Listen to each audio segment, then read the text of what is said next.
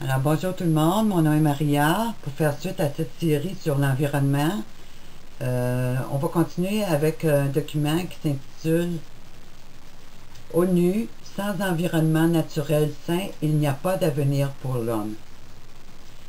J'aimerais vous démontrer par ce document que cette religion mondiale qui prend vie n'a pas pour but d'amener les hommes vers un monde de paix et de justice, vers un monde de sainteté, mais le but principal est d'amener les hommes d'amener les humains envers l'adoration, non pas au Créateur qui a créé le ciel et la terre et tout ce qui en découle, mais d'amener l'humanité vers l'adoration à la création. Et ça, c'est vraiment le culte païen qu'on peut retrouver à plusieurs reprises dans l'Ancien Testament et qui est dénoncé par Dieu, par les prophètes, et qui, au cours des nombreux siècles, a toujours amené la condamnation des nations à cause de leur rébellion envers l'Éternel Dieu. Et par des documents qui viennent de l'eux-mêmes des Nations Unies, on peut voir qu'ils sont en complète rébellion contre l'Éternel, notre grand Dieu. Si on regarde dans le psaume 19, on peut lire « Les cieux racontent la gloire de Dieu, et l'étendue manifeste l'œuvre de ses mains. » Alors notre Dieu a créé tous ces systèmes planétaire qui existe.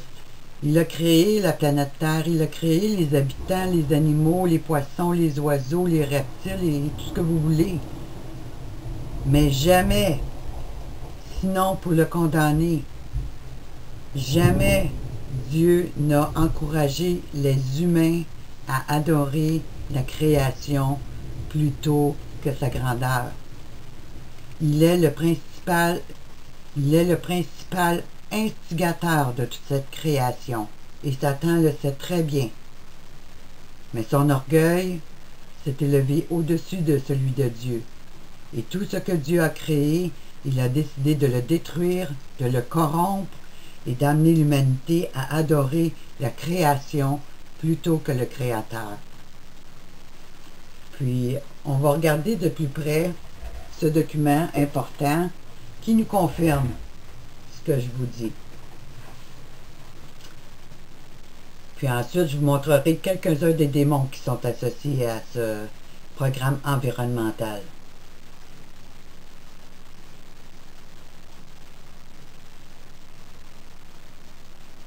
Alors, je vous répète le titre. ONU, sans environnement naturel sain, il n'y a pas d'avenir pour l'humanité. Alors, encore une fois, l'ONU nous explique que si on ne change pas notre manière de faire, il n'y a pas d'avenir pour l'humanité. Ça, c'est un gros mensonge qui vient de l'enfer. Alors, la lecture du document. Le changement climatique entraîne des déplacements croissants en Afrique où des régions sont ravagées par la sécheresse. Alors, vous avez la photo qui accompagne l'article. Alors, cet article a été publié le 18 avril 2012. À l'occasion de la Journée internationale de la Terre nourricière, mercredi à l'ONU, le président de l'Assemblée générale des Nations unies, Nazir Abdulaziz Al-Nasser,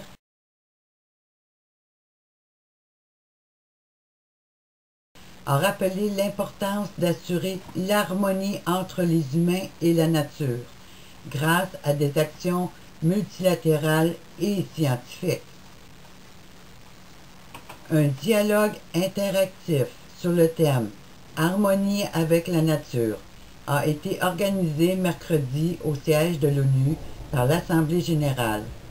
Le thème des célébrations cette année est découvertes scientifiques relatives aux incidences des activités humaines sur le fonctionnement du système planétaire.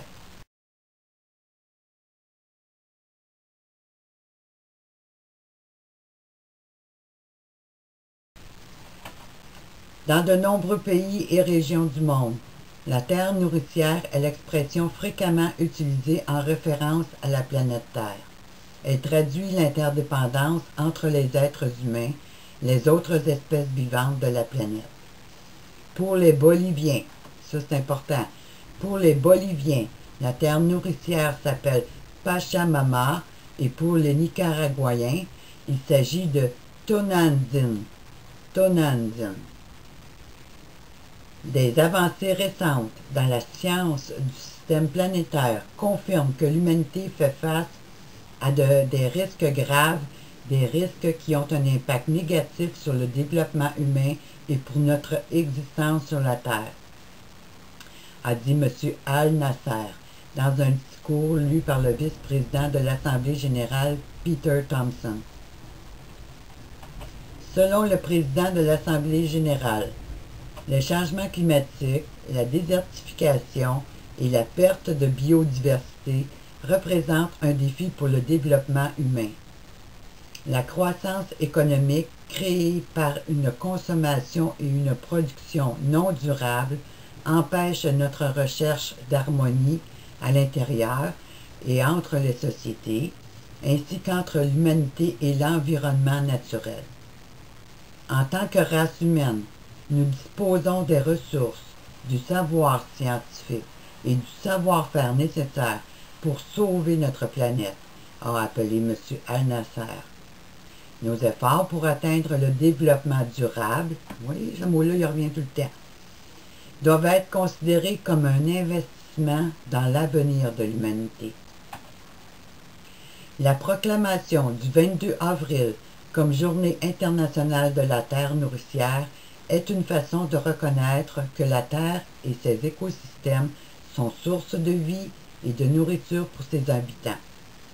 Cette journée appelle également à une prise de responsabilité collective. C'est là qu'ils servent des humains pour faire les petits clowns.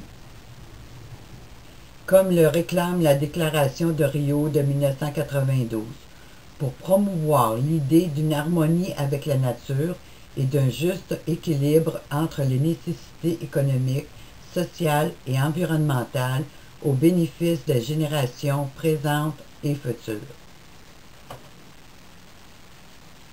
Alors, il y a beaucoup de choses que je pourrais dire en rapport avec ce document, mais écoutez ma première série que j'ai faite sur Rio 20, puis déjà vous allez en apprendre pas mal. Mais on peut voir là, que il y a toute une séduction là, dans cet article-là encore, parce qu'on sait très bien que tout ce qui prend place, on appelle cela de la géo-ingénierie qui est au service de tous ces grands scientifiques qui sont présentement à détruire cette planète. Toutes sortes de raisons, mais qui nient les faits, mais tout est en mode destruction. Si on regarde seulement les milliers d'animaux, les milliers d'humains qui meurent de toutes sortes de maladies, puis qui ne trouvent jamais de raison, sauf accuser les fumeurs d'être le problème à cette augmentation faramineuse des taux de cancer. Alors, on voit là qu'il nous en passe une petite vite. La croissance économique, la perte de biodiversité, la croissance économique, il n'y en a plus, hein, sauf dans la poche de quelques-uns. Et puis, la perte de biodiversité, on peut voir là, tout dans ce programme environnemental comment les lois sont de plus en plus restreignantes pour les citoyens dans toutes sortes de domaines qui concernent leur habitat. Alors, c'est une manière de déposséder les gens, comme je vous ai parlé.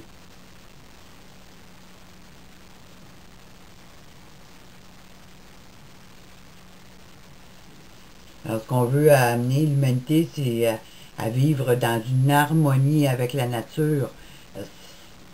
On va regarder de plus près ce que représente cette terre nourricière, premièrement, pour cette élite mondiale, pour nous donner la juste idée de ce qu'ils veulent, de ce qui se cache derrière leur langage dialectique dans ce document.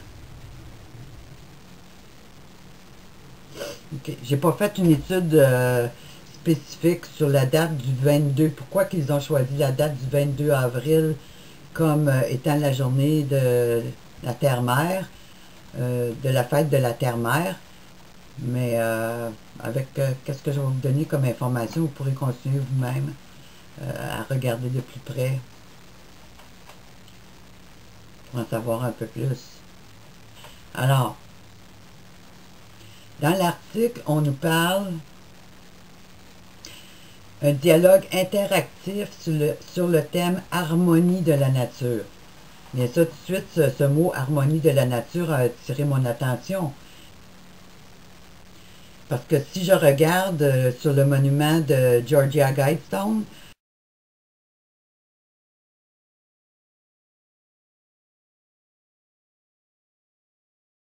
le premier commandement de Lucifer, c'est de réduire les populations à 550 millions d'individus afin d'être en harmonie avec la nature.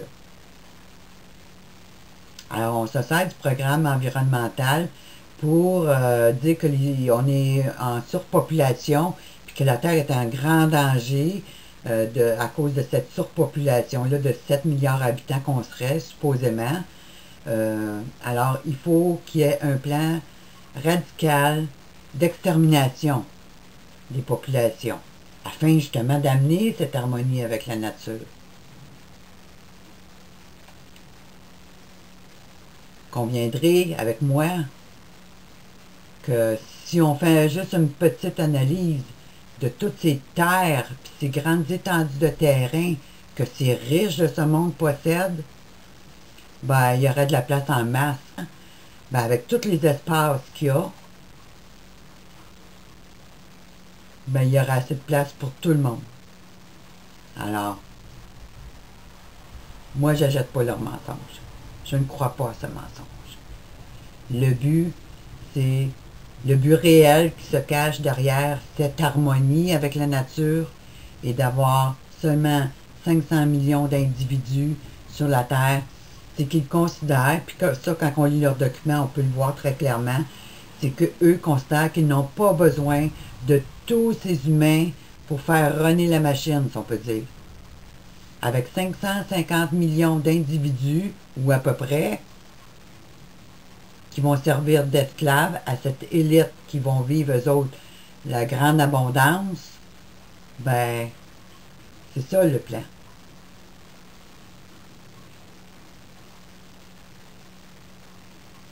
Puis c'est beaucoup plus facile de diriger 550 millions de personnes que 7 milliards.